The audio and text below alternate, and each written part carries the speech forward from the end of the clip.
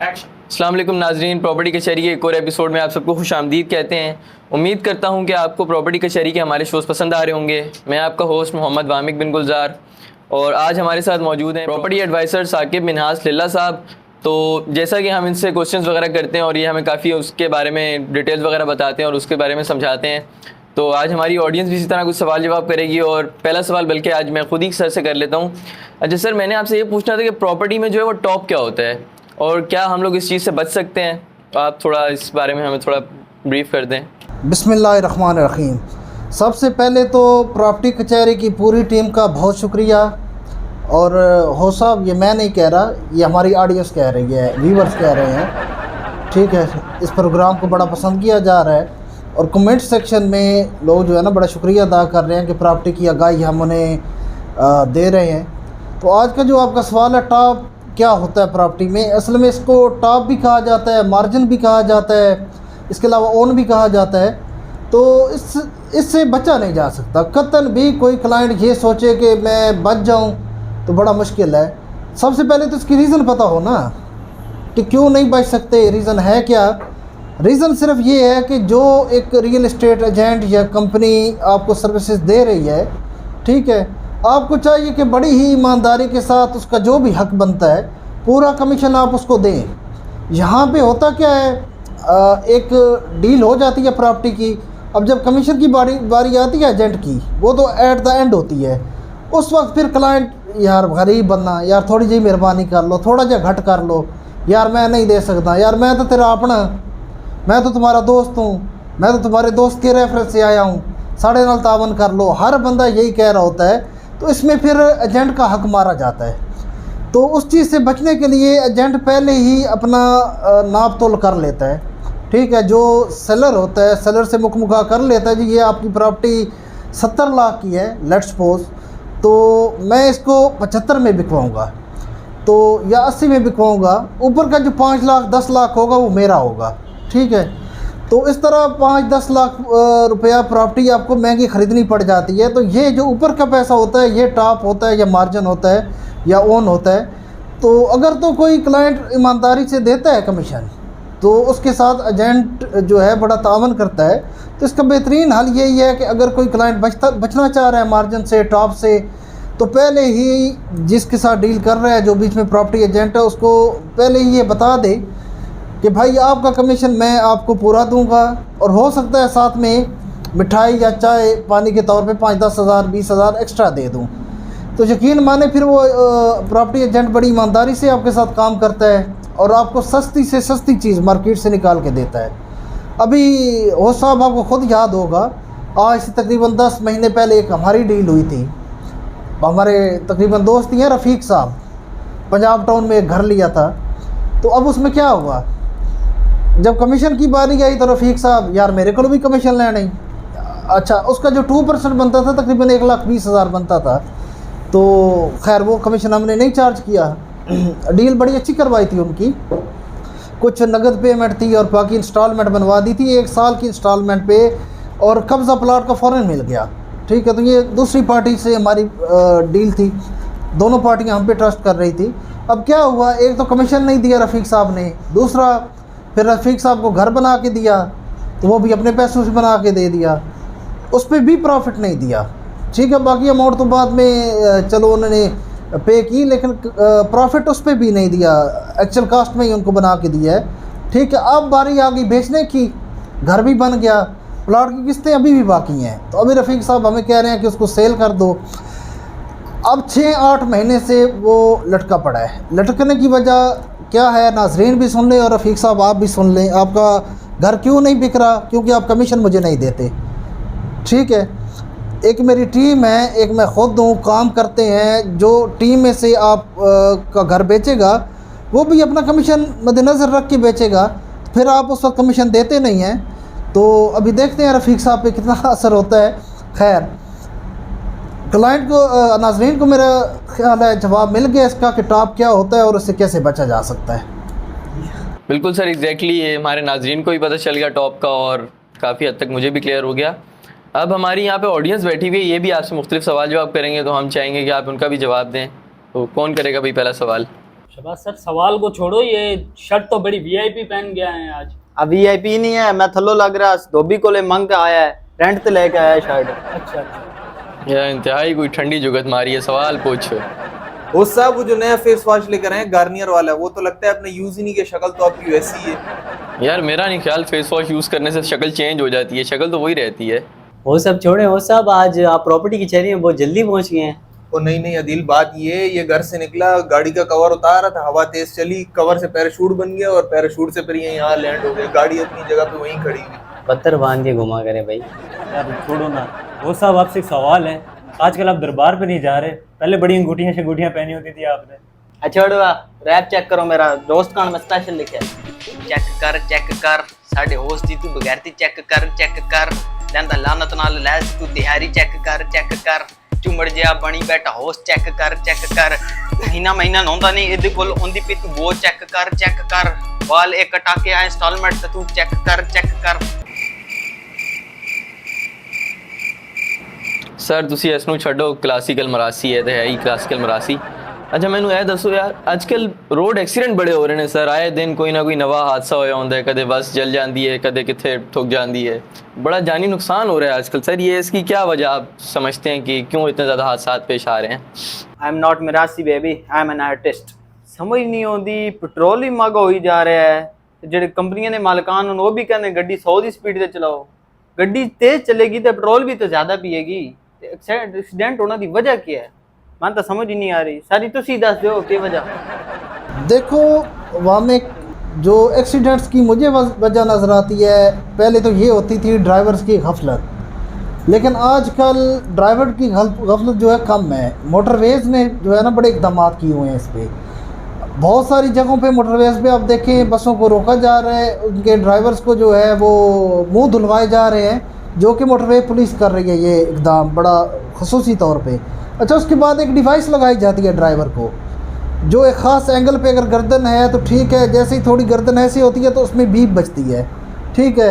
हालांकि ये पहले सिस्टम रेलवे में होता था, जो हमारी ट्रेन्स हैं उसमें वो एक चीज़ उन्होंने प्रेस की होती है, जैसे ही उससे हाथ हटता है तो वो बीप एक सायरन सा बजने लग जाता है, तो अब वो डिवाइस ड्राइवर्स को कान में लगा दी जाती है। तो गफलत। अच्छा अब फिर ओवर स्पीडिंग हम देखें तो जैसे शहबाज ने कहा है कि मैक्सिमम जो ट्रांसपोर्ट कंपनीज हैं वाकई उन्होंने ये अभी रूल रखा हुआ है कि मैक्सिमम स्पीड 100 होगी, 100 की स्पीड पे गाड़ी चलाई जाएगी। उससे कंजप्शन कम होती है फ्यूल की, क्योंकि पेट्रोल महंगा है तो उस वजह से वो कंजप्शन कम कर रहे हैं। तो मेन जो इसकी रीज़न मुझे नज़र आ रही है, ये एक थोड़ा सा लालच है हमारी जो ट्रांसपोर्ट कंपनीज हैं इनकी मालकान की, मेंटेनेंस गाड़ियों की ये नहीं करवाते और उसी तरह गाड़ियाँ चला देते हैं, वो रास्ते में किसी न किसी हादसे का बायस बन जाती हैं। जी सर आप बिल्कुल सही कह रहे हैं। ये शालीमार एक्सप्रेस जो गाड़ी है बस चल रही है, इसका भी जो एक्सीडेंट हुआ था, ये जा रही थी पिंडी से जंग, तो रास्ते में इसका कलर कार एक्सीडेंट हो गया। हालांकि इनको पता चल गया था पिंडी में ही कि इस गाड़ी में डिफ़ॉल्ट है, इसकी ब्रेक में डिफ़ॉल्ट है, मसला है, लेकिन इन्होंने वहाँ पे काम नहीं करवाया क्योंकि पिंडी में स्पेयर पार्ट्स महंगे हैं। इन्होंने कहा हम जंग जाके इसको सेट करवा लेंगे, लेकिन उसका रास्ते में ही एक्सीडेंट हो गया। ये फिर इस पे क्या कहेंगे सर, किसका फॉल्ट है आप? और इस पर गवर्नमेंट ने एक्शन भी लिया था। जी बिल्कुल सही कह रहे हो अदील साहब, गवर्नमेंट ने एक्शन लिया था, शालीमार वालों को बंद कर दिया था। अब चालाकी चेक करो इन लोग की, ये लोग फिर भी अपना काम कर रहे थे, बसें इन लोग की चल रही थी, तो हाईवे पुलिस वालों ने इन लोग को पकड़ा। अब चेक किया तो बस के ऊपर इन लोगों ने, इनका ब्लू कलर की बस है ना, तो बस के ऊपर इन लोगों ने पेपर लगाया हुआ था, अपना नाम मिटाया हुआ था। जब पुलिस वालों ने हटाया तो नीचे शालीमार एक्सप्रेस लिखा हुआ था। तो ये चल रहा है अब। ऐसे ही है। जी सर बिल्कुल ऐसे ही है। फॉल्ट पहले पता चल जाता है, ये कहते हैं गुजारा चल रहा है तो चलने दो, ऐसे ही 2-3 फेरे लगवा लें फिर उसके बाद चेंज करा लेंगे। इसी वजह से इनके हादसा होते हैं। जैसे आप जानते होंगे न्याजी 99 उनके जो मालिक हैं बजाज न्याजी, उनकी 150-200 बसें चल रही हैं इस वक्त। टिकटॉकर भी माशाल्लाह बहुत अच्छे टिकटॉकर हैं वो। उनकी एक बस जिस तरह उनका 2 महीने पहले एक बस का वाक़या हुआ, सरगोदा से जो मियाँ वाली बस जा रही थी उसका टायर फट गया और एक्सीडेंट हो गया बस का। तो उस बस की एक वीडियो बनाई हुई थी एक बंदे ने कि टायर देखें कि इतना खस्ता हालत है, एक्सीडेंट हो नहीं होगा तो और क्या होगा। उस पर बजाज न्याजी साहब ने एक्शन भी लिया, वीडियोस भी बना के डाली, अपनी पूरी वर्कशॉप घुमा दी, टायर्स दिखा दिए नए, लेकिन फिर भी वो सफ़र से पहले उस बस का टायर चेंज ना कर सके। बिल्कुल ये लम्हा फिक्रिया है। अब देखें अगर किसी ने इस्लामाबाद से लाहौर का सफ़र किया है तो रास्ते में जो हमारा एक हिल्स एरिया आता है कलर कहार के पास, पहाड़ी है, उसमें इनका एक टाइम मुकर्रर कर दिया गया है। जितने भी हमारे ये बसेस चलती हैं, कोचेस चलती हैं, उनका एक टाइम मुकर्रर है। वहाँ से एक टोकन लेते हैं ये, और पहाड़ी उतरने के बाद वो टोकन जमा कराते हैं। तो खैर उस पर भी ये कोई अमल दरामद नहीं करते थे। तो अब गवर्नमेंट ने एक रूल बनाया है कि 100 बसें तकरीबन वहाँ पे इकट्ठी होती हैं कलर कार के पास, फिर एक मोबाइल मोटरवे पुलिस की आगे चलती है और उसके पीछे वो सारी बसेस जा रही होती हैं कतार के अंदर एक कन्वाय बना के, और बड़े ही सुकून के साथ उन बसों को पहाड़ी से उतारा जाता है। तो अब देखते हैं कि गवर्नमेंट का ये हरबा कामयाब होता है या नहीं होता। लेकिन लम्हा फ़िक्रिया ये है, ये मसले बसों के साथ नहीं हैं, ये हमारी एयरलाइंस के साथ भी हैं। PIA का पिछले दिनों आपने एक वाक़या सुना है या नहीं? PIA की फ़्लाइट इस्लामाबाद से कराची आनी थी, ठीक है, सुबह का कोई टाइम था, उसने परवाज़ करनी थी, लेकिन एक जो है ना बड़ी कोई गैर मामूली आवाज़ आ रही थी इंजन से। तो लोगों ने इस पर एहतजाज किया, लेकिन लोगों को नीचे नहीं उतरने दिया गया, ठीक है। तो फ़्लाइट के अंदर ASF के जो है कुछ एहलकार आ गए, वहाँ पे पैसेंजर्स को मोटिवेट कर रहे थे, नहीं जी ये नहीं है मसला, वो नहीं है, अभी हमने हल कर दिया है तो अब वो मसला नहीं होगा, तो इसी परवाज़ में आप सफ़र करें, कराची जाएं। खैर दोबारा इंजन स्टार्ट किया तो दोबारा आवाज़ थी। 8 घंटे तक पैसेंजर्स को ज़लीलो ख्वार किया गया है, ठीक है।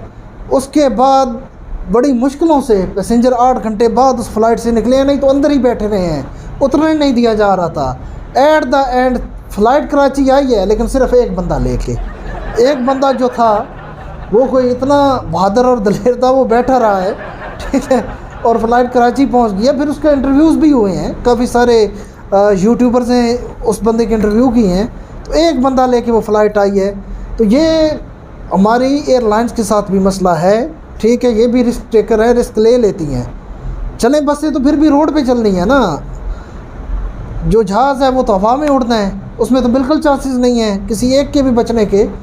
तो इस पर गवर्नमेंट बसों के हवाले से तो एक्शन ले रही है, लेकिन अल्लाह करे PIA के हवाले से भी एक्शन ले ले। हालांकि बाकी जितनी प्राइवेट एयरलाइंस हैं उनका चेक एंड बैलेंस ज़रा सख्त है, सिर्फ PIA को आज़ादियाँ हैं, हर तरफ से आज़ादी है।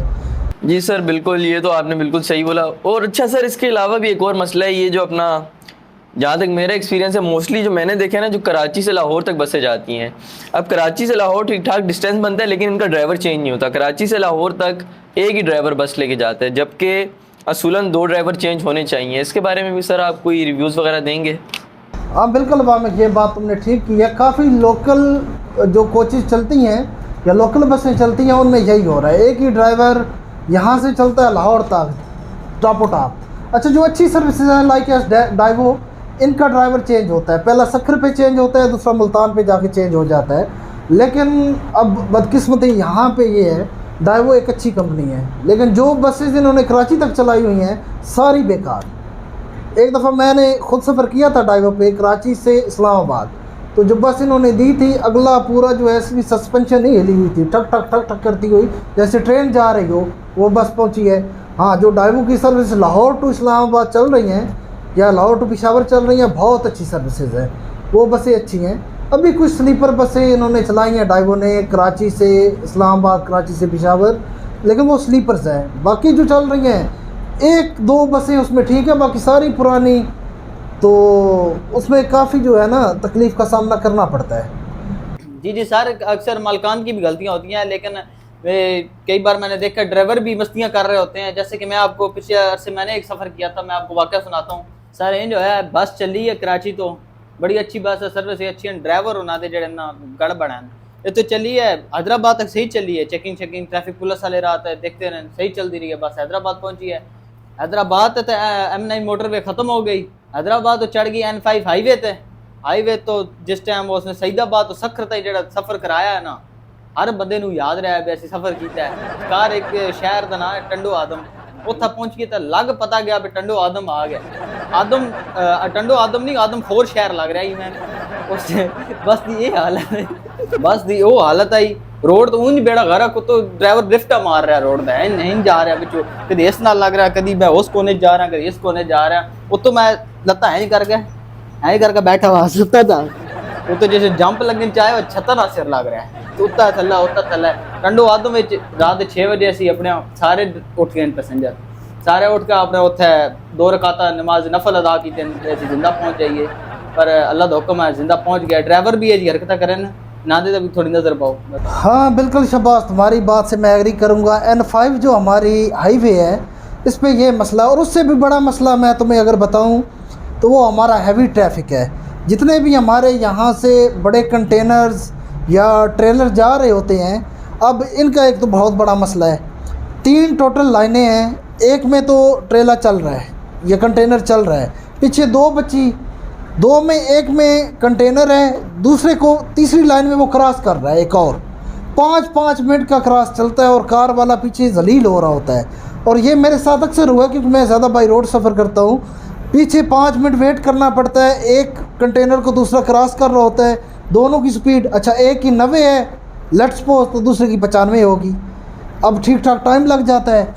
और दूसरा फिर पूरी रोड इन्होंने घेरी होती है। बस वाले क्या करते हैं, पूरी गाड़ी रोड से नीचे उतार देते हैं, जो साथ कच्ची जगह होती है।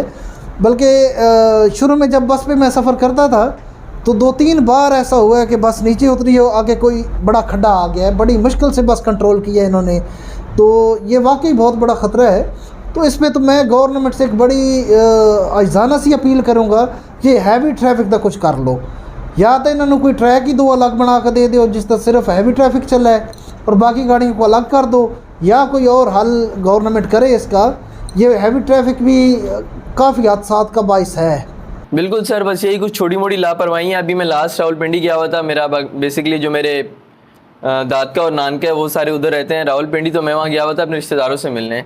वापस आते हुए मैं बैठूँ 26 नंबर से फैसल मूवर, आपने सुना होगा, बड़ी मशहूर हमारी बस सर्विस है। फैसल मूवर जो है डेवो के बाद सबसे अच्छी बस सर्विस मानी जाती है, तो मैं बैठ गया फैसल मूवर पे। अब वहाँ से वो जब फैसल मूवर मोटरवे ख़त्म किया ना उसने, जो इसका असल रूट था इसने आना था सक्खर तक मोटरवे पे, लेकिन ये बलकसर इंटरचेंज जब उतरी है ना तो ये चढ़ी है तलागंग रोड पे। तलागंग रोड के बाद जो पहाड़ी आती है मियाँ वाली, ये उस मियाँ वाली वाले पहाड़ी वाले रास्ते से लेके आई है। आप यकीन करें रात का टाइम था, रात के 3 बज रहे थे, क्योंकि जो मेरी सीटें थी वो रात को मैं तकरीबन कोई 8 बजे हमारी बस चली थी, तो 3 बजे का टाइम था जब वो इस तरह पहाड़ी उतर रहा था। तो अब उस बस में हमारे पीछे हार्ट पेशेंट भी बैठे हुए, तो वही बड़ा मसला बना था। एक आंटी थी वो बेहोश हो गई काफ़ी। अब वो इतना ख़तरनाक एरिया था कि मैं शीशे वाली साइड पे बैठा हुआ था और हमारी बस आधी टेढ़ी खाई के अंदर हो गई थी। वो ड्राइवर को नज़र नहीं आया कुछ, उसका जो टायर था वो सीधा खाई के अंदर और बस आधी यूँ टेढ़ी हुई थी। वो तो अल्लाह का शुक्र है कि अल्लाह ताला ने बचा लिया और ड्राइवर थोड़े उसने हाजिर दिमागी का जो है मुजाहिरा किया, जिसकी वजह से हम लोग वहाँ से निकले हैं। तो वहाँ पे काफ़ी लोगों ने फिर जो हमारे बस में पैसेंजर्स हैं उन्होंने शोर शराबा किया कि भाई ये तुम कौन से रास्ते से लेके आ रहे हो, ऐसा तो कोई सीन था ही नहीं कि तुमने यहाँ से नहीं लेके आना था। अच्छा, अब जो एक्चुअल वजह पता चली ना, जब हम लोग रुके हैं, जब हमारा अगला स्टॉप आया है, तो अब रीज़न ये थी कि जो लोग आपस में बातें कर रहे थे वो ये था कि इस बस का हुआ था एक्सीडेंट मोटरवे के ऊपर, तो इसके कागजात जो थे वो मोटरवे पुलिस ने जब्त किए हुए थे। अब ये इन लोगों को चाहिए था कि बस रोके, लेकिन ये फिर भी उस बस को यूज़ कर रहे थे। इतने इवन 45 पैसेंजर्स उस बस के अंदर। खुदा न खास्ता अगर वो बस वहाँ से थोड़ी सी और होती ना मिसबैलेंस, तो वो सीधी खाई के अंदर जाती। तो मैं रिक्वेस्ट ही कर सकता हूँ कि इस तरह की चीज़ों से गुरेज करें और लोगों के इस तरह जान के साथ खेलना प्लीज़ बंद करें। सर मैं तो इन्हें सफर तो आ गया तंग, इन्हें चाहते हैं एक्सीडेंट। हूँ मैं लै लिया घोड़ा, हूँ मैं कुतुबुद्दीन ऐबक बन, हूँ मैं घोड़े ते झंडा लैके बह जाना तो नसना दिल्ली वाली साइड। मैं हूँ वैना ही सफर घोड़े ते करना। ये हूँ सारी चीज़ों तू छड़ दो। तुसी तो प्रॉपर्टी दे, मैंने एक सवाल है तुहाडे तो ओदा जवाब दो कि प्रॉपर्टी में इन्वेस्टमेंट जो होती है कौन सी ज़्यादा फ़ायदा देती है, कमर्शियल में या रेजिडेंशियल में? देखो शहबाज, प्रॉपर्टी की इन्वेस्टमेंट फ़ायदा तो देती है, लेकिन तुम्हारा सवाल ये है कि कौन सी इन्वेस्टमेंट ज़्यादा फ़ायदा देती है, रेजिडेंशियल या कमर्शियल। ठीक है, अब यहाँ हमारे पास जब क्लाइंट आता है ना, तो हम उसके सामने पेमेंट स्केजुअल जब रखते हैं तो उसके अंदर रेजिडेंशियल और कमर्शियल रेट में बड़ा डिफरेंस होता है, ठीक ठाक डिफरेंस होता है। तो क्लाइंट प्रेफर कर रहा होता है रेजिडेंशियल प्रॉपर्टी, कमर्शियल पे नहीं जाता क्योंकि वो एक्सपेंसिव होती है। लेकिन इन्वेस्टमेंट हमेशा कमर्शियल ही फ़ायदा देती है। अगर मैं इसका अभी तुम्हें एक मिसाल दूँ तो अगर हम कराची में DHA देख लें, DHA में अगर एक बेंगलो 1 कनाल का है, ठीक है, जो कि तकरीबन 500 स्क्वायर यार्ड्स बनते हैं, या 250 गज़ का एक बंगला है, वो इस वक्त मार्केट वैल्यू उसकी अबाउट 10 करोड़ 10 करोड़ के आसपास चल रही है। ठीक है, 10 करोड़ के एक बंदे ने बंगला लिया तो वक्त के साथ रेंट तो वो दे रहे हैं, लेकिन रेंट कितना दे रहा है, 2 से 2.5 लाख, जो कि बहुत कम है।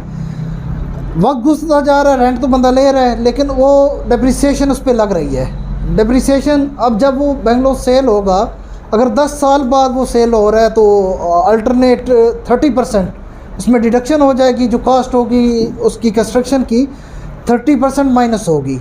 इसी तरह 20 साल हो गए हैं तो तकरीबन 70% हो जाएगी। 30 साल हैं तो फिर उसकी बिल्कुल भी कंस्ट्रक्शन कॉस्ट काउंट नहीं की जाती, सिर्फ प्लाट की कीमत देखी जाती है। ठीक है, अब अल्टरनेट हम देख लेते हैं एक कमर्शियल प्लाज़ा। ठीक है, सेम वैल्यू का एक कमर्शियल प्लाज़ा, उसका एक तो बिल्डिंग मटेरियल बड़ा मजबूत होता है, लाइफ उसकी ज़्यादा होती है, ज़्यादा टाइम, और रेंट आपको ज़्यादा मिलता है। हमेशा कमर्शियल प्रॉपर्टी पे रेंट ज़्यादा होता है, कमर्शियल पे ज़्यादा होता है इंस्टेड ऑफ रेजिडेंशियल। ठीक है, और उसकी लाइफ भी ज़्यादा होती है, उस पर डेप्रिसिएशन नहीं लगती। वक्त के साथ प्लाज़ा की भी कीमत बढ़ रही है, आपको रेंट भी ज़्यादा मिल रहा है। तो मेरे हिसाब में कमर्शियल इन्वेस्टमेंट जो है ना, ये ज़्यादा प्रॉफिट दे रही होती है। अच्छा सर, एक और चीज़, प्रॉपर्टी वगैरह तो डिस्कस करते ही रहेंगे, दाढ़ी तो सर तुसी भी रखी हुई है, हमसे ज़्यादा ही आप दीन वगैरह जानते होंगे। सर ये जो हमारे इंजीनियर मोहम्मद अली मिर्ज़ा साहब हैं, इनके बारे में क्या आपके ख्यालात हैं? हाँ, बड़ा एक क्रिटिकल टॉपिक वामिक तुमने छेड़ दिया है। इंजीनियर मोहम्मद अली मिर्ज़ा, ठीक है, इस वक्त एक वो पाकिस्तान के आप कह लें तो हीरो भी बने हुए हैं माशाल्लाह। तो काफ़ी सारे जो है उनके जो है झगड़े भी चल रहे हैं काफ़ी सारे उलमा के साथ। ठीक है, तो अपनी ज़ाती राय जहाँ तक मैं दूँ, जहाँ तक मैंने सर्च किया है मिर्ज़ा साहब को, ठीक है, मिर्ज़ा साहब का कोई भी बयान मैंने सुना है तो उसको मैंने तस्दीक की है हदीस की उस किताब से, तो मुझे वो हदीस उसी तरह मिली है जिस तरह हमारे इंजीनियर साहब ने बयान की है। ठीक है, अगर उसके मुकाबले में बाकी उलमा को मैं देखता हूँ या उनकी मैं सुनता हूँ पूरी तकरीर घंटे घंटे की, तो कहीं पे कोई हदीस का कोई ज़िक्र ही नहीं कर रहा, कुरान का कोई ज़िक्र ही नहीं कर रहा। तो ये चीज़ तो मैंने ख़ुद ज़ाती तौर पे देखी है, और आज यहाँ पे नाज़रीन के सामने मैं ये कन्फेस करना चाहूँगा कि मेरे चेहरे पे जो दाढ़ी है ये भी इंजीनियर साहब की वजह से है। ठीक है, इससे पहले अगर 2 साल से पहले आप देखें तो मैं मुकम्मल क्लीन शेव था, क्योंकि उस वक्त तक मेरा कंसेप्ट ये था कि दाढ़ी जो है ये सुन्नत है, सुन्नत दिल चाहे तो रखो सवाब होगा, ना रखो दाढ़ी तो गुनाह नहीं है। लेकिन इस चीज़ को इंजीनियर मिर्ज़ा साहब ने एक बयान में साबित किया, और बाई चांस वो बयान मेरे सामने आ गया, और मैं अल्लाह का शुक्र अदा करता हूँ कि मेरे सामने वो बयान आ गया उनका। उसके अंदर वो इस चीज़ को बड़ा ब्रीफली बयान कर रहे थे, और कुरान पाक से जाकर उन्होंने एक हवाला दिया, मुझे तो सही से अब वो हवाला याद नहीं है, सिर्फ मैं इंडिकेट करूँगा कि जो मर्द ख़वातीन जैसी शक्ल बनाते हैं या ख़वातीन मर्द जैसी, कोई इस तरह का वो बता रहे थे, तो उन पे अल्लाह की लानत है। अब जब डीपली मैंने इसको सोचा कि अल्लाह की लानत है, तो इस लानत का हकदार तो मैं भी हो रहा हूँ। सुबह उठ के डेली मैं भी शेव कर रहा हूँ और एक ख़वातीन जैसी शक्ल बना रहा हूँ। उस चीज़ ने मेरे ऊपर बड़ा गहरा असर किया, और इसको बड़ा फिर डीपली कवर किया है इंजीनियर मिर्ज़ा साहब ने कि दाढ़ी कम अज़ कम इतनी हो कि आपकी ये जो स्किन है इसको छुपा दे, तो आप गुनाह के ज़ुमरे से निकल जाते हैं। ठीक है, उसमें फिर एक शाहिद अफरीदी की भी मिसाल उन्होंने दी थी, भले बड़ी दाढ़ी मुट्ठी ना रखें, कम अज़ कम इतनी रख लें कि इस जिल्द को छुपा दे। तो खैर ये एक बड़ी अच्छी ट्रिक है उनकी, बड़े साइकी से वो खेलते हैं मिर्ज़ा साहब। जब इतनी रखवा देते हैं ना कि जिल्द छुप जाए, तो बंदा कहता हूँ पूरी ही कर ले। ठीक है, वो जो एक माशरे से झिझक होती है कि लोग हमें क्या कहेंगे, मुल्ला कहेंगे, ये कहेंगे, वो कहेंगे, वो ख़त्म हो जाती है, और उसके बाद बंदा फिर पूरी दाढ़ी रख सकता है। अच्छा, एक इस चीज़ से मैं बड़ा इंप्रेस हुआ। दूसरा, नमाज की तरफ जब मैं, आजकल सुस्ती हो रही है, अल्लाह ताला जो है तौफीक दे के 5 टाइम बंदा पढ़ सके, नमाज की तरफ मैं आया तो मौलाना तारक जमील साहब की वजह से, उनके एक बयान का इफेक्ट हुआ, नमाज शुरू की। लेकिन नमाज का पाबंद जो बनाया वो भी, उसमें भी एक मेन किरदार इंजीनियर साहब का है, मोहम्मद अली मिर्ज़ा साहब का, क्योंकि उन्होंने बड़ी एक आसानी दिखाई कि सिर्फ फ़र्ज़ भी पढ़ लो तो नमाज आपकी कबूल हो जाती है। पहले तो 17 रकतों से मैं ख़ुद भी डरता था, थक के घर जाते थे, 17 रकते देख के ईशा छोड़ देते थे। लेकिन अब मुझे पता है मैंने 4 फ़र्ज़ पढ़ने हैं तो नाल 3 वितर पढ़ कर जी नमाज हो गई।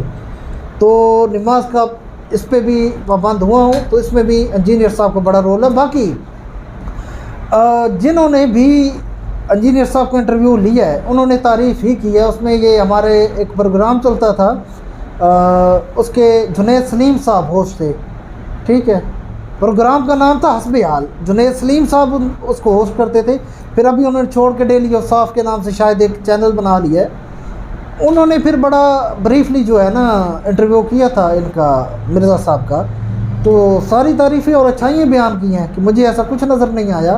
ठीक है, बाकी अगर उलमा के इख्तलाफात हैं तो वो ज़ाहिर है मुझे उसमें नहीं पढ़ना चाहिए, क्योंकि मेरा इल्म बहुत कम है। जो भी आलम बैठा है किसी मसलक का बैठा है, मुझसे ज़्यादा इल्म लेके बैठा है, उस चीज़ में मैं नहीं उलझूँगा। लेकिन मेरी ज़िंदगी पे जो दो अफेक्ट है, नमाज और ये सुनते रसूल दाढ़ी, वो मैंने बयान कर दिया है। जी सर, ये तो बिल्कुल आपने सही कहा है। बहुत अच्छे आलम है इंजीनियर मोहम्मद अली मिर्ज़ा साहब। मैं खुद भी उनको सुनता हूँ, तकरीबन सारे मौलाना को सुनता हूँ, लेकिन इनको खुसूसी तौर पे मैं भी सुनता हूँ। और हमारी जितनी टीम है तकरीबन सारे इंस्पायर हैं, उनको सुनते हैं आपकी तरह।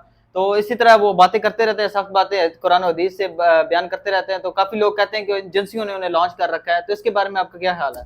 खैर, चाहे तो मुझे पूरी पी लेने देते। चलो, सवाल तुम्हारा आ गया है। एक तो पाकिस्तान का ये बहुत बड़ा मसला है। अच्छा, इंडिया में कोई कबूतर उड़ रहा है तो वो भी एजेंसियों ने लॉन्च किया हुआ है, पाकिस्तानी एजेंसियों ने। अच्छा, पाकिस्तान में कुछ हो रहा है तो ये भी एजेंसियों ने किया है। एक तो पता नहीं एजेंसियों को कोई काम नहीं है, उनका यही काम रह गया है। अब एजेंसियों ने लॉन्च किया, ये कहता कौन है, पहले तो ये सुनना ज़रूरी है। ठीक है। अच्छा, नंबर 1, अगर तो इंजीनियर साहब अहले तशय्युअ के बारे में कुछ गलत बोलते हैं, ठीक है, तो फिर कौन सी एजेंसियों ने लॉन्च किया है, इस चीज़ पे आपने गौर करना है। ठीक है। अगर किसी और मसले के ख़िलाफ़ बोलते हैं, जैसा कि देवबंद के लेट्स सपोज, ठीक है, उनके ख़िलाफ़ बोल रहे हैं, फिर कौन सी एजेंसियों ने लॉन्च किया है, फिर ईरान को इन्वॉल्व बीच में कर देते हैं। ठीक है, तो ये बड़ा मसला है। जिसके ख़िलाफ़ बोल रहे हैं दूसरा जनाब ईरान से एजेंसियों में डाल रहा है, तो ये एक इशू चल रहा है काफ़ी सारा। लेकिन इल्मी मुकाबले पे उनको कोई हरा नहीं सकता। मुकाबला इल्मी हो तो कोई जवाब आज तक नहीं दे पाया। ठीक है, उसमें फिर साइड के लॉजिक्स बहुत ज़्यादा होते हैं, इल्मी जवाब किसी के पास नहीं है। अच्छा सर, यहाँ पर मैं एक और आपसे सवाल करना चाहूँगा, लेकिन आपको ईमानदारी का मुजाहरा करना पड़ेगा, क्योंकि आप भी प्रॉपर्टी का काम करते हैं, तो आप अपने काम के ख़िलाफ़ तो जाहिर सी बात है प्रोफेशन के ख़िलाफ़ तो नहीं बोलेंगे। बट लेकिन आजकल जो मौजूदा मुल्की हालात चल रहे हैं हमारे, इसको मद्देनज़र रखते हुए क्या प्रॉपर्टी में इन्वेस्टमेंट करना इस वक्त सही है, जो कि हमारी इस वक्त कंडीशन चल रही है पाकिस्तान की? देखो वामिक, यहाँ पे तुम्हें मैं एक बात सुनाता हूँ, बल्कि एक वाक़या सुनाता हूँ कि एक दफ़ा ना कहीं किसी मुल्क में जंग हो गई, किसी इलाके में जंग हो गई।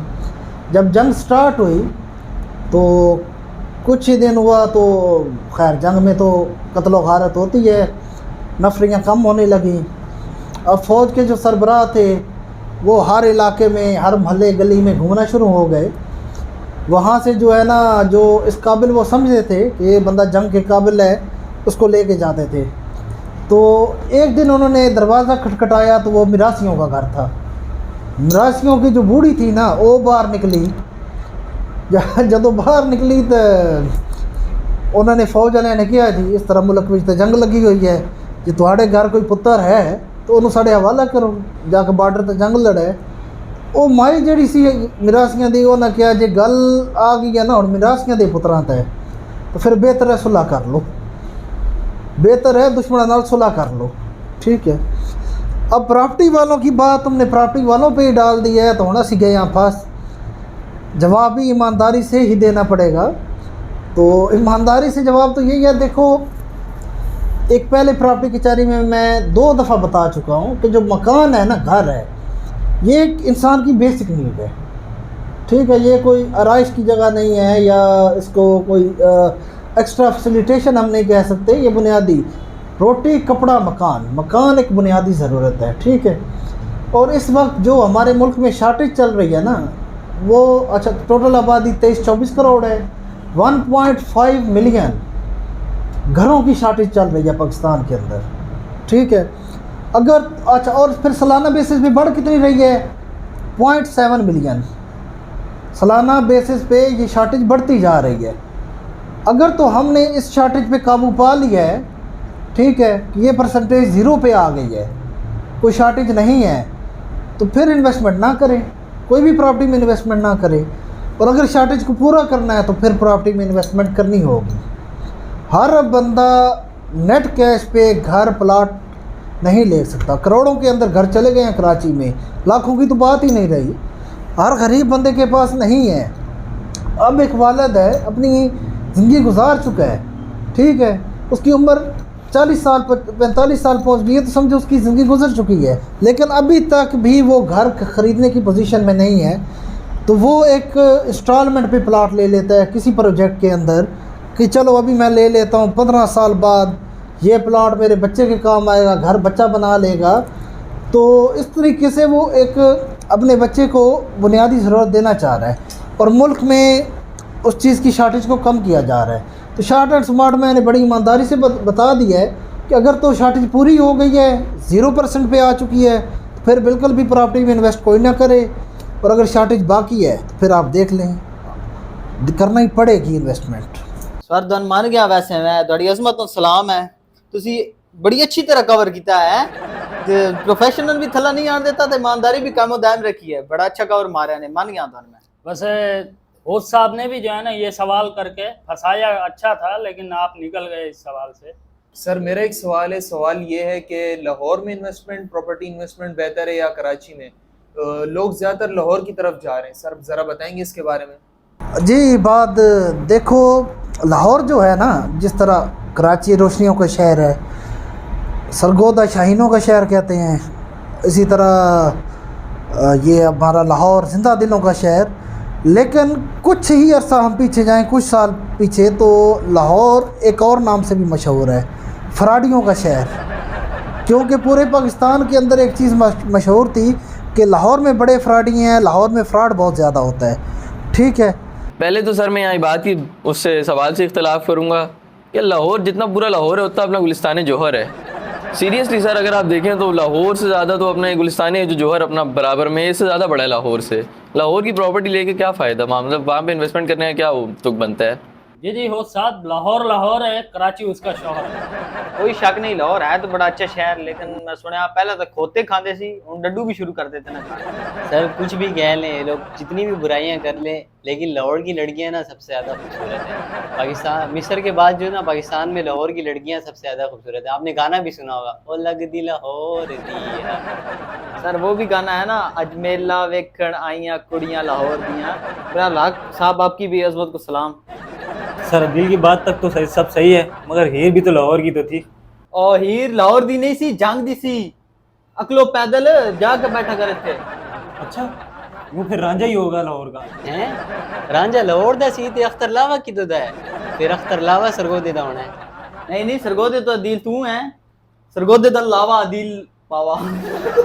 सर ये मेरा बड़ा सीरियस सवाल तो, और ये पता नहीं किधर ले गए। मैं आपसे ये पूछना चाह रहा था कि ये फ्रॉड किस तरह, लाहौरी फ्रॉडिये किस तरह है? ये बिल्कुल हकीकत बात है। ये बात कुछ अर्सा पहले तक सबसे ज़्यादा जो फ्रॉड किया जाता था वो लाहौर में किया जाता था, ठीक है, और प्रॉपर्टी में भी इसी तरह बहुत फ्रॉड हुआ है लाहौर के अंदर। लेकिन जब ये कुछ ख़ास अच्छे बिल्डर वहाँ पे गए हैं, इन्होंने काम किया है, तो लाहौर की प्रॉपर्टी को 4 चांद लग गए हैं।